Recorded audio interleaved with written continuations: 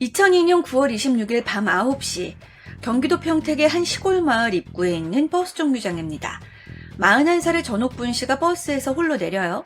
손에는 전날 생일이었던 딸에게 주려고 산 피자 한 판이 들려 있었습니다. 집까지는 걸어서 20분. 근데 이 모습이 전옥분 씨의 마지막 모습입니다. 이 짧은 밤길에서 어떤 일이 있었는지 보려면 그날 아침부터 순서대로 짚어봐야 됩니다. 이 전옥분 씨는 세 아이를 둔 어머니셨어요. 남편과 맞벌이를 하고 시어머니를 모시면서 평택에서 성실하게 살아오신 직장인. 근데 이분이 대중교통을 거의 타지 않았었대요. 출퇴근은 늘 자가용으로 했고 버스를 타는 일은 손에 꼽을 정도였다고 합니다. 근데 그날은 서울에서 친정 조카의 집들이가 있는 날이었다고 해요. 원래의 계획은 남편과 함께 승용차를 타고 서울에 다녀오는 거였어요. 그런데 그날 아침에 갑자기 모시고 살던 시어머니가 아프신 거예요. 편찮으셔서 병원에 모셔야 할 일이 생긴 거죠. 그러니까 누군가는 집에서 남아서 그 역할을 했어야 됐고 그걸 이제 남편이 맡기로 한 거예요. 결국 전옥분 씨는 남편과 함께 편하게 승용차 타고 서울에 다녀오기 불가능해진 거죠. 그래서 친정오빠 부부와 함께 서울로 향하게 됩니다. 그리고 또 한 가지 안타까운 부분이 있었는데 이게 뭐였냐? 전옥분 씨가 집에 휴대폰을 두고 온 거예요. 근데 지금은 휴대폰 없으면 난리 나잖아요.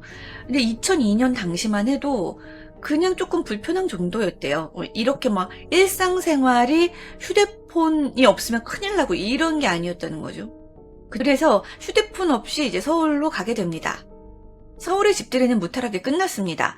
오랜만에 친척들도 보고 웃으면서 밥도 먹고 행복한 그런 하루였을 것 같아요. 그리고 이제 전옥분 씨는 오빠 부부와 함께 저녁 기차를 타고 평택으로 돌아옵니다.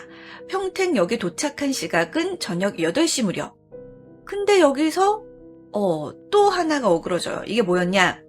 원래대로라면 오빠가 차로 집 앞까지 데려다 주는 거였다고 해요.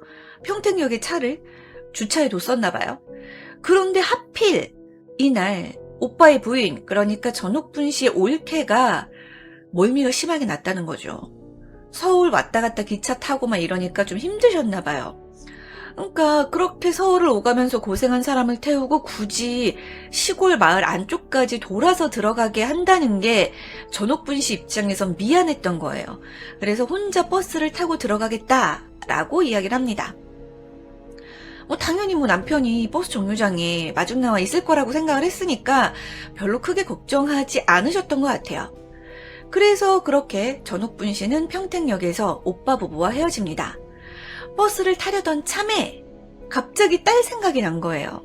전날이 딸의 생일이었고 아침에 집을 나서면서 서울 다녀오는 길에 피자 사다 줄게 라고 약속을 하셨다는 거예요. 그래서 그 약속을 지키기 위해서 평택역 근처에 있는 피자 가게에서 피자를 삽니다. 근데 이 피자를 사는 게 조금 시간이 걸리면서 원래 타려던 버스를 놓치세요. 근데 문제는 이 놓친 버스가 마을 안쪽, 그러니까 집 앞까지 가는 버스였다는 거예요. 그러니까 그 버스 타면 집 앞에서 내릴 수 있었는데 그걸 놓친 거예요. 그래서 버스를 기다려서 뒤에 온 버스를 타게 됐는데 그 버스는 마을 안까지는 가지 않고 마을 입구 정류장까지만 가는 버스였다는 겁니다. 집 앞이 아니라 마을 입구 별 차이 없어 보이지만 이 밤에 밤길을 혼자 20분 정도 걸어가야 하는 사람 입장에서는, 그리고 그 당시에는 평택이 이렇게 도시가 아니었어요. 지금도 평택 조금만 이렇게 들어가면은 막 시골길 같은데 보이거든요. 이때는 2002년은 더 했겠죠. 가로등도 드문드문 있었다고 해요. 그러니까 얼마나 무서웠겠어요. 그러니까 이 상황을 남편한테 알리고 싶었어. 그래서 휴대전화가 없으니까 아까 집에다 놓고 왔다고 했잖아요. 그래서 같은 버스에 타고 있던 여고생한테 휴대전화를 빌려서 집으로 전화를 겁니다. 근데 이때 남편이 받았으면 너무 좋았을 텐데 남편은 이미 전옥분 씨를 마중하러 집을 나선 뒤였어요. 그래서 전화를 딸이 받습니다. 이게 전옥분 씨가 가족과 나눈 사실상 마지막 통화가 된 거죠. 그 사이 남편은 저녁 8시 20분 무렵부터 정류장에 나가서 아내를 기다리고 있었어요. 원래대로라면 전옥분 씨가 그 시간대쯤 왔어야 되는 건데, 근데 안 오는 거죠. 한참을 기다려도 아내가 돌아오지 않으니까 남편은 오랜만에 친정 식구들 만나서 좀 늦게 오나 보다 생각하고 집으로 돌아갑니다.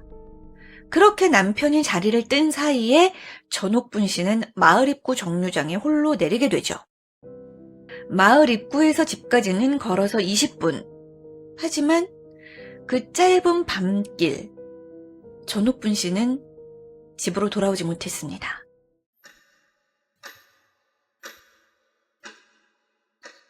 밤 9시가 지나고 10시, 11시가 되도록 전옥분 씨가 집에 안 오는 거죠. 남편은 서울에 함께 갔던 친정 식구들에게 전화를 돌립니다.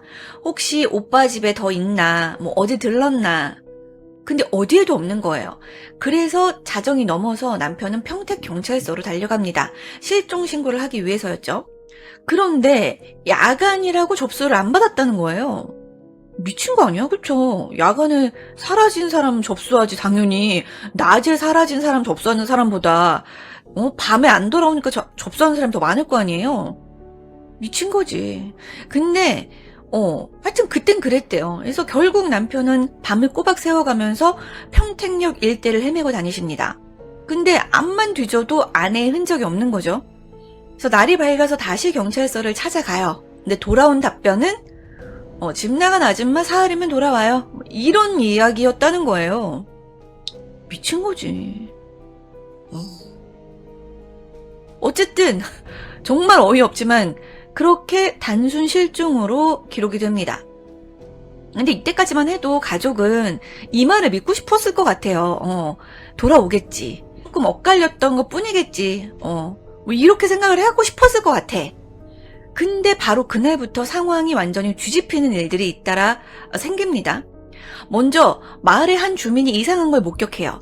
전옥분 씨가 내렸던 정류장에서 약 250m 떨어진 도로 위에 피자가 상자채, 엉망이 된 채 떨어져 있었다는 거예요. 근데 2002년 당시에 그 주변에는 피자 가게가 없었대요. 그러니까 피자 가게도 없는 시골 도로 한복판에 먹다만 것도 아니고 통째로 놔둔 피자 상자. 이거 누구 거겠어요? 그 전날 딸한테 주려고 전옥분 씨가 피자를 샀잖아요. 전옥분 씨의 피자일 가능성이 높죠. 근데 이 주민이 당시의 목격담을 마땅히 이야기할 곳이 없었다면서 아쉬워했대요, 나중에. 그러니까 이게 탐문이 제대로 이루어지지 않은 것 같아요. 그리고 같은 날 이 사건에서 가장 이상한 부분이 발생해요. 이게 뭐냐? 남편이 아내 실종 신고를 하려고 다시 경찰서 앞에 도착을 했을 때쯤 휴대전화가 울립니다. 어디서 온 거냐? 카드회사에서 전화를 한 거예요. 내용은 전옥분 씨의 신용카드가 발견됐다. 근데 그 카드가 발견된 곳이 마을에서 무려 30km나 떨어진 수원이었어요. 그것도 1번 국도 인근 비상활주로 부근의 공터. 그러니까 전옥분 씨가 수원에 무슨 연구가 있어서 집에 안 오고 수원에 가다가 떨어뜨렸어? 이런 건 생각하기 힘들다는 거예요. 왜? 연고가 없었거든. 마을 입구에서 사라졌어요. 거기서 내렸거든. 근데 그 사람의 카드가 하룻밤 사이에 30km 밖 엉뚱한 공터에서 발견된다? 이상하죠. 근데 이 카드가 이 카드사에 온 방식도 너무 이상해.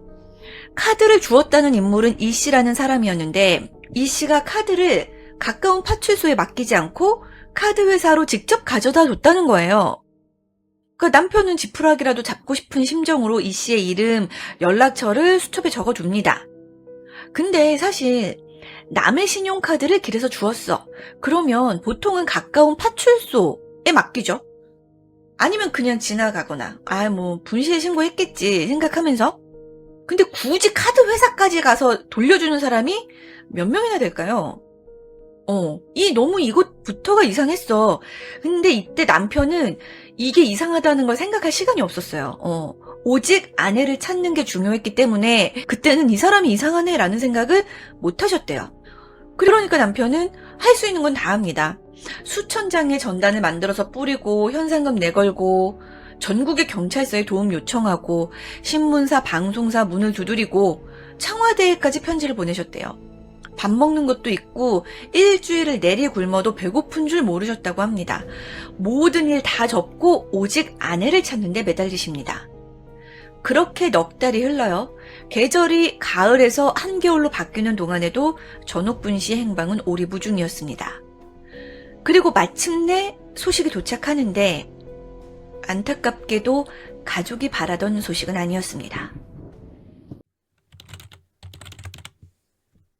2003년 2월 15일 농사철을 앞두고 논두렁에 잡초를 태우던 한 주민이 인근 밭에서 이상한 걸 발견합니다. 처음엔 죽은 동물인 줄 아셨다고 해요. 근데 자세히 보니까 앙상한 뼈에 양말이 신겨져 있더라는 거죠. 사람의 시신이었습니다. 전옥분 씨가 사라진 지 142일 만에 나타난 시신, 전옥분 씨일 가능성이 높죠. 근데 신원을 알아보기 힘들 만큼 백고라가 진행이 되어 있었고 하반신에는 실압화. 이 실압화가 뭐냐면 시신의 지방이 비누처럼 굳는 그런 현상이라고 해요. 이게 남아있었다는 거예요. 하반신에. 근데 이 실압화는 시신이 상당 기간 특정한 환경에 놓여 있었다는 단서가 되기도 한다고 합니다. 그래서 이 당시 방송에는 이를 근거로 해서 적어도 이 시신은 2달 전부터 이곳에 있었다라는 가능성을 제기했대요. 근데 이 실압화 됐다는 걸로 뭐 정확한 사망 시점이라든지 시신이 다른 곳에서 옮겨졌을 가능성 요런 거는 단정할 수 없었다고 해요. 근데 어쨌든 이 시신이 발견된 그 밭이 전옥분 씨가 마지막으로 목격된 버스 정류장에서 불과 400m 남짓 떨어진 곳이었다고 합니다. 그러니까 이 시신이 전옥분 씨라면 남편은 막 수천 장 전단지 들고 전국 막 돌고 방송사 매달리고 청와대 편지를 쓰는 막 그런 시간에 아내는 정작 몇 분 거리 안에 있었다는 거죠. 그러니까 피자가 떨어져 있었다고 했잖아요. 피자 상자가. 그 위치도 여기서 굉장한 의미를 갖죠. 정류장에서 약 250m 지점에서 피자가 나뒹굴고 있었다고 했거든요.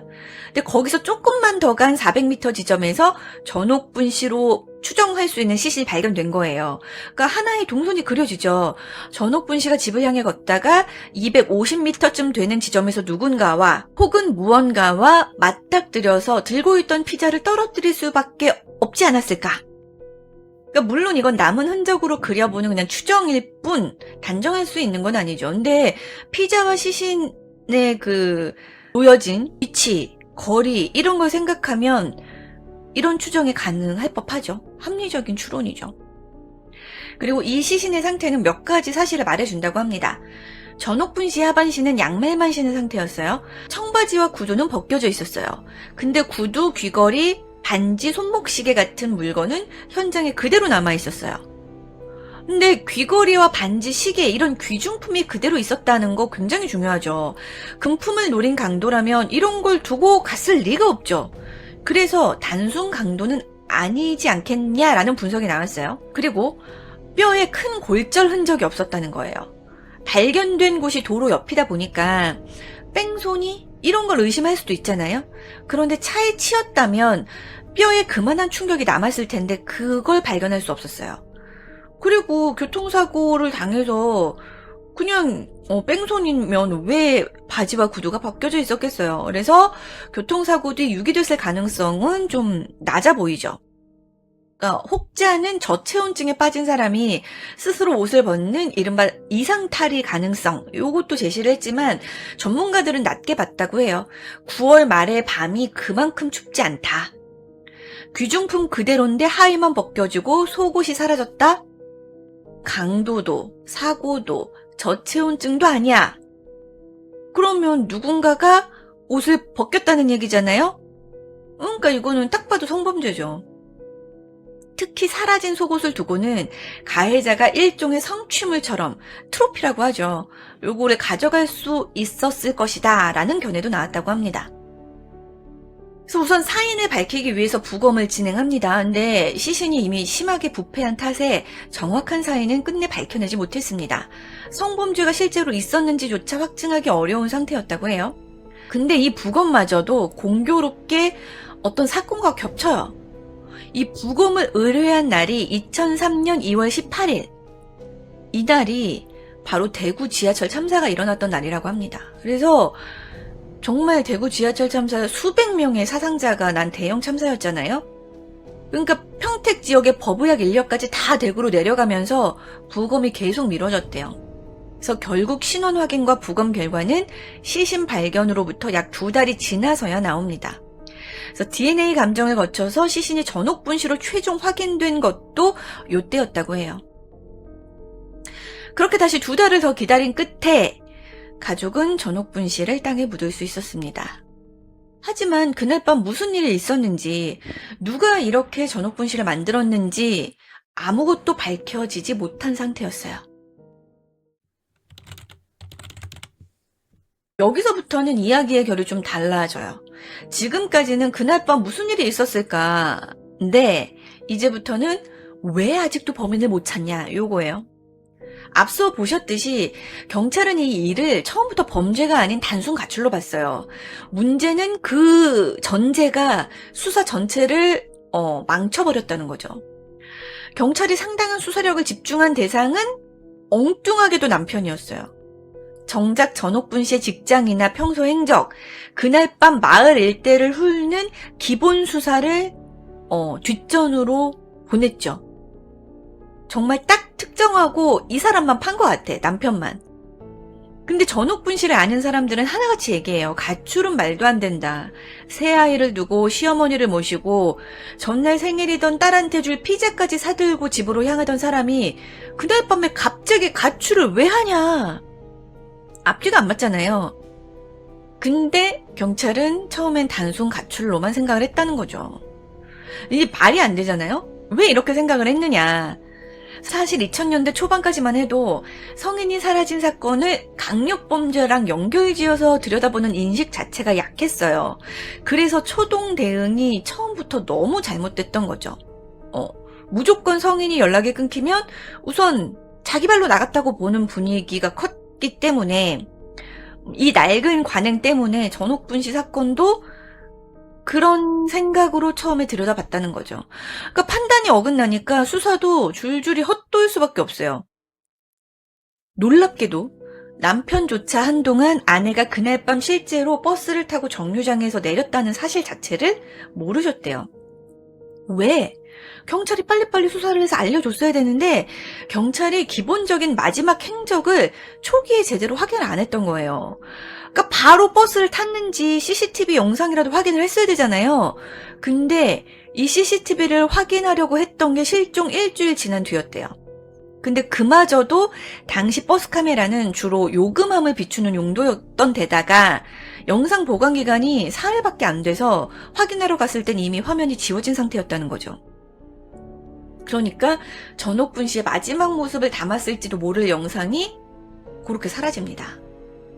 그럼 전옥분 씨가 그날 밤 버스에 타고 내렸다는 건 어떻게 확인이 됐을까? 그 버스 안에서 휴대전화 빌려줬던 여고생이 있었잖아요. 그 여고생을 찾아낸 뒤였습니다. 근데 문제는 그 여고생을 찾아낸 시점이 전옥분 씨의 시신이 발견되고 난 다음이었다는 거예요. 시신 발견 후 이 사람이 그날 밤 여기에서 버스를 내렸구나를 알게 된 거죠. 그러니까 넉 달이 지나도록 그날 밤의 마지막 행적조차 몰랐다는 게 이게 말이 돼요? 거기에 시신이 계속 있었다는 건, 거기 피자 상자도 주민이 봤다며. 그럼 실종신고를 했을 때 지금 사람이 사라졌어, 밤에 안 돌아와, 이럴 사람이 아니야.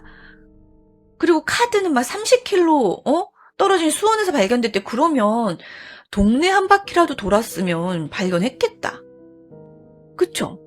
그 수색이 완전 말도 안 됐던 거죠. 정류장에서 400m 남짓에 있었잖아요, 시신이. 주민들이 오가던 길목이었단 말이죠. 그러니까 마을 사람들도 그 얘기를 하는 거예요. 주변 제대로 한 번만 훑었어도 찾았을 거라고. 정작 뒤져야 할 곳은 그 밤길, 전옥분 씨가 실종이 됐다면 이런 동선으로 갔을 것이다. 그 동선을 체크해야 되는데 엉뚱하게 남편만 막 체크를 한 거죠. 그리고 이 사건에서 가장 뼈아픈 게 유류품 이야기입니다. 시신과 함께 발견된 유류품이 모두 11점 있었대요. 그런데 경찰이 DNA 감정을 의뢰한 건 이 가운데에서 시계의 1점뿐이었대요. 나머지 10점은 감정조차 안 한 거예요. 미친 거지. 이 열정 가운데 전옥분 씨가 입고 있던 옷까지도 있었대. 가해자랑 뭐 접촉이 있었거나 몸싸움이 있었으면 그 흔적이 당연히 옷에 남았을 거 아니에요? 근데 그 가능성 자체가 없어진 거죠. 검사를 안 했으니까. 와, 또라이들. 그래서 당시 수사를 맡았던 형사한테 물어보니까 나중에 방송에서 시신이 여러 달 만에 발견돼서 오염되고 열에 노출됐기 때문에 DNA가 나올 가능성이 낮다고 판단했다라고 설명을 했대요. 말이야 방구야. 모르는 거지. 지가 어떻게 알아. 그러니까 똑같이 전문가가 지적을 하는 거죠. 검사를 해서 안 나온 거랑 아예 검사를 하지 않아서 못 나온 거랑은 완전히 다르다. 그쵸? 나올 것 같지 않은 증거품에서도 범인의 흔적이 나올 수 있잖아요. 근데 진짜 이거 너무 열받죠? 시도조차 안 했다는 거예요. 열점.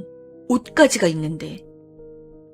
근데 지금은 굉장히 과학수사가 기술이 발전됐잖아요. 그러니까 가족은 한 가닥 희망을 겁니다. 그럼 그때 감정하지 못했던 10점의 유류품이 있으니 이제라도 이거 다시 한번 검사해서 범인의 흔적을 찾을 수 있지 않을까? 정말 그렇게 기대할 만하잖아요? 나중에 뭐 이춘재도 잡고 한 거 보면 정말 엄청난 시간이 흘러도 보관만 잘 되어 있었다면 잡을 수 있다. 이런 생각. 그러니까 증거는 최소한 공소시효까지는 보관하고 있어야지 되는 거 아니에요? 그리고 이건 살인사건이잖아. 근데 이 유류품이 없어졌대요. 행방이 오리무중이래요. 말이 돼요? 와, 황당하죠. 이거 완전 화성 여대생 사건이랑 비슷하죠. 저도 청바지 없어졌었잖아요. 아, 환장해. 이 경찰은 당시 장례식장에서 유족에게 유류품을 상자에 담아서 전달을 하고 소지품 인수서에 도장까지 받았다고 설명을 합니다. 하지만 남편분의 말씀은 정반대예요. 그런 거 받은 적 전혀 없다. 반지 하나조차 돌려받지 못했고 신용카드도 구경도 못했다. 그럼 유류품을 전달했다는 그 인수서를 찾으면 되잖아요. 누가 사인했나, 지장을 찍었다면 지문 조사해서 누구였는지 체크하면 되잖아요. 근데 경찰은 오랜 시간이 지나서 담당자가 여러 번 바뀌었고 서류를 확인 중이다 라고만 이야기하고 2020년 그것이 알고 싶다 해서 이거를 다루거든요. 그 방송 때까지 그 인수서를 끝내 내놓지 못했습니다. 제 감정을 기대할 수 있었던 마지막 증거가 이렇게 사라진 거죠. 사건이 미제인데 가지고 있었어야지. 아, 이러니까 경찰이 욕을 먹는 것 같아요. 완전 이제 미제가 될 수밖에 없게 만든 건 경찰이죠. 그래서 결국 이 사건은 경찰 기록상 살인이 아닌 변사 사건으로 내사 종결됩니다. 뚜렷한 증거도 용의자도 특정하지 못했다라는 이유로. 근데 전문가들은 성범죄와 타살 가능성이 너무도 강하게 의심되는 상황에서 사인 미상이라는 이유로 사건을 이렇게 처리한다는 건 적절하지 않다라고 문제 제기를 하신다고 합니다. 그러니까 분명히 범죄가 의심되는 죽음인데 서류상으로는 그저 원인 모를 변사. 이 말이 돼요? 살인사건으로 등록을 해야지. 지네 때문에 이렇게 됐는데. 그래서 살인사건으로 등록이 안 됐기 때문에 이 사건은 이후 재수사의 우선순위에서도 밀려나게 됩니다. 이 사건에서 가장 풀리지 않는 의문은 신용카드예요. 전옥분 씨의 카드가 발견된 곳은 마을에서 약 30km 떨어진 수원의 공터, 1번 국도 인근 비상활주로 부근. 전문가들이 주목한 건 시간과 동선이었습니다. 전옥분 씨가 사라진 밤 9시 무렵부터 카드가 발견되기까지의 간격이 대략 12시간 안팎으로 추정이 됐어요. 그러니까 하룻밤 사이에 카드가 30km를 이동한 셈이죠. 걸어서 사라진 사람의 카드가 하룻밤 만에 그 먼 거리를 갔다? 그럼 그걸 옮긴 누군가는 차량을 이용했겠구나라고 생각할 수밖에 없죠. 그래서 전문가들은 그 카드가 버려진 그 장소가 범인에게 굉장히 익숙한 동선 안의 지점이었을 것이다 라고 생각을 했다는 거죠. 그럼 카드가 버려진 수원의 공터 그리고 시신이 발견된 평택의 밭 사이에는 어떤 공통점이 있었을까? 방송 취재로 확인된 사실은 이렇습니다. 카드가 발견된 수원의 그 장소는 당시 공사가 진행 중이었대요. 그리고 전옥분 씨의 시신이 발견된 평택의 그 장소도 도로를 넓히는 확장 공사가 한창이었다고 합니다. 그러니까 두 곳 모두 공사 현장이었다는 거죠. 그래서 이 당시 주민들 사이에서는 두 현장을 모두 오갈 수 있는 공사장 인부를 의심하는 목소리가 나왔고, 전문가들도 두 공사 현장을 모두 드나들 수 있었던 사람의 동선을 살펴볼 필요가 있었다고 봤어요. 공사 현장을 따라서 여러 지역을 옮겨 다니는 사람이라면 특정 마을에 북박이로 살지 않으면서도 그 일대 지리는 어느 정도 익숙할 수 있었을 수 있으니까. 근데 이건 어디까지나 정황상의 추정일 뿐이죠. 한 가지 가능성일 뿐이죠. 그리고 카드를 주워다 줬다는 이 씨에 대해서도 너무 이상한 거죠. 나중에 방송 제작진이 어렵게 이 씨랑 연락이 닿았는데, 이 씨는 카드를 주운 기억이 없다라는 취지로 답을 합니다. 그리고 이 씨가 이 사건과 관련됐다는 증거 어디에도 없어요. 실종 다음날 피해자의 카드를 30km 밖에서 주웠다는 사람이라면 당연히 이 사람에 대해서 꼼꼼하게 조사를 했어야 되고, 그 카드의 지문이라든지 뭐 여러 가지를 조사를 했어야 될 거 아니에요. 근데 그런 조사가 충분히 이루어졌는지에 대해서도 엄청난 의문이 남죠. 근데 실제로 안 하는 것 같아요. 남편이 담당 형사한테 카드에서 지문 나왔는지 물어보니까 이 물체에 물기가 묻으면 지문이 남지 않는다라는 취지의 이야기를 했대요. 황당하죠. 그러니까 이 사건은 경찰이 망친 것 같아요. 그럼 전문가들이 그려본 범인의 윤곽은 어떨까 한번 볼까요? 우선 마을 토박이 주민은 아닐 가능성이 제기됐다고 합니다. 마을 사정을 잘 아는 주민이라면 사람들이 자주 오가는 길가에 시신을 그대로 둘 이유가 없다는 거죠. 동시에 시신이 발견된 곳은 차량 한 대가 겨우 지날 만큼 좁은 외길이었던 만큼 그 지역을 훤히 꿰고 있는 사람이라기보다 그 일대를 드나들던 외부인일 가능성이 높지 않을까? 이런 분석이 나왔다고 해요. 마을 사람도 완전한 이방인도 아닌 이 지역을 오가면서 이 지역을 아는 사람. 이런 걸 보면 앞서 나온 공사 현장 이야기와 맞물리는 대목이죠. 범인의 수를 두고는 시신을 멀리 옮기거나 애써 감춘 흔적이 뚜렷하지 않다는 점을 들어서 단독범위의 가능성이 높다라고 봤다고 합니다. 전문가들은 또 하나 중요한 조언을 남겨주시는데, 같은 수법의 전과자들을 다시 한번 살펴봐야 한다라는 거였어요. 이미 다른 사건으로 붙잡힌 전과자 가운데 이 사건과 연결되는 인물이 있을 수도 있고, 당시 신고되지 않은 피해는 없었는지, 평택 일대의 다른 미제 성범죄 연관성은 없는지도 다시 확인할 필요가 있다는 거죠. 실제로 그 무렵 평택에는 범인을 찾지 못한 성범죄가 여러 건 있었던 것으로 방송을 통해서 확인이 됩니다. 전옥분 씨가 마지막으로 목격된 그 버스 정류장. 근데 이 버스 정류장 굉장히 익숙한 곳이에요. 이 근처에서 사람이 사라진 게 전옥분 씨가 처음이 아니었어요.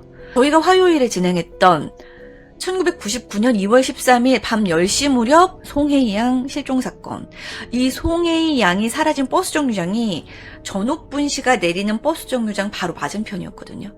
두 사람의 본가는 걸어서 5분도 안 걸릴 만큼 가까웠다고 해요.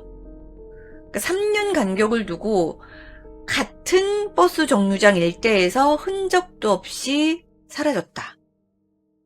두 사람 다 못 돌아왔다. 전옥분 씨 시신을 찾았지만 송혜이 양은 지금까지도 시신을 찾지 못하고 있습니다. 그러니까 난 이해가 안 되는 게 3년 전에 이렇게 송혜이 양이 실종된 사건이 있었어. 그러면 누구보다 실종 사건을 굉장히 심각하게 생각하고 수사를 했어야 되는데, 야간에도 뭐 접수를 안 받는다고 그래, 뭐 집 나간 아줌마 사흘이면 돌아온다고 말하질 않나, 단순 가출로 생각을 해서 수사 늑장을 부리지 않나, 실종된 게 확인됐는데 탐문 제대로 안 하고 수색 제대로 안 하질 않나, 유류품을 행방불명 되게 만들질 않나, DNA 감정 하나만 하지 않나. 멋대로. 아, 정말. 누구 봐도 이건 경찰 때문입니다. 근데 어쨌든 이게 범죄랑 연결됐다라고 생각하고 나서는 이제 두 사건을, 송혜양 사건, 전옥분 씨 사건을 동일범의 소행일 가능성이 있다라고 의심을 했다고 해요. 그래서 프로파일러들 사이에서도 전옥분 씨와 송혜양 사건의 범인은 같은 인물일 수 있다라고 생각하는 분들이 많다고 합니다. 여기서 더 나아가서 2004년 화성에서 벌어졌던 여대생 살인사건까지 수법이 비슷하다면서 세 사건을 한 범인의 소행으로 보는 견해도 있다고 해요. 그리고 이 화성 여대생 사건을 두고는 과거 이춘재, 강호순하고 엮으려는 추측도 나왔지만 이춘재는 94년부터 교도소에 있었기 때문에 전혀 무관했고 강호순 역시 벗어나죠. 용의선상에서. DNA가 오염되어서 이게 판별이 안 됐죠. 그래서 강호순이었어도 이 DNA 오염 때문에 벗어날 수밖에 없는 상황이었어요. 그러니까 이 두 사건, 그러니까 화성 여대생 사건까지 하면 세 사건이 같은 범인일 거라고 생각을 한다면 특정하게 지목할 만한 사람이 지금은 나타나지 않은 거예요. 그리고 사실 이 세 사건이 한 사람의 소행일 것 같다라는 것도 어디까지나 정황액이 된 하나의 설일 뿐이고 아직 확인된 사실은 아무것도 없죠. 전옥분 씨 사건은 지금도 풀리지 않는 미제로 남아있죠. 2020년 이 사건을 다룬 방송이 나가고 나서 경기 남부지방경찰청 중요 미제 사건 수사팀이 좀 다시 한번 살펴보겠다 이렇게 얘기를 했대요. 근데 재감정을 할 만한 유류품도 지금 없어졌고 그럼 서류라도 내놓으라고 누가 지장 찍었고 누가 사인했는지 좀 보게. 와. 어쨌든 그렇기 때문에 지금 단서 사라지면 사라졌지 다시 갑자기 단서가 나타나기 힘든 상황이잖아요. 그 일대가 지금 굉장히 도시 계획을 세워서 이렇게 발전하고 있다고 하잖아요. 그러니까 정말